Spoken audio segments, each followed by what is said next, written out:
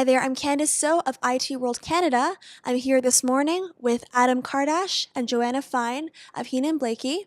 They just gave a great workshop on CASL compliance and how to mitigate risk for businesses. So, Adam and Joanna, I wanted to ask, what was the main takeaway of this morning's workshop? The three main takeaways is that this legislation is extremely broad in scope. It doesn't just apply to email, it also applies to text messages and other electronic messages, so including emerging forms of messaging.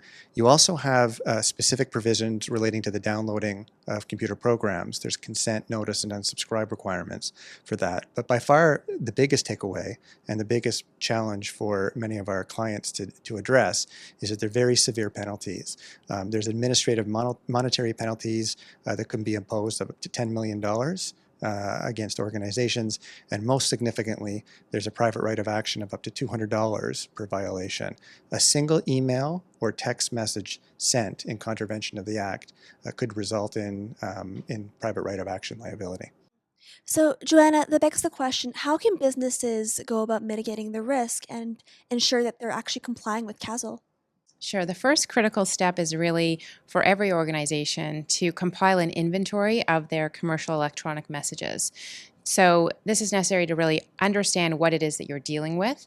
So make a list of all the types of emails, text messages, and other electronic communications that are being sent by the organization. After doing that, it's really critical to categorize those messages and then to do the analysis to understand what are your obligations going to be once CASL comes into force with respect to those forms of messaging. So do you have any consent obligations? Do you fall within an exception to the consent requirements?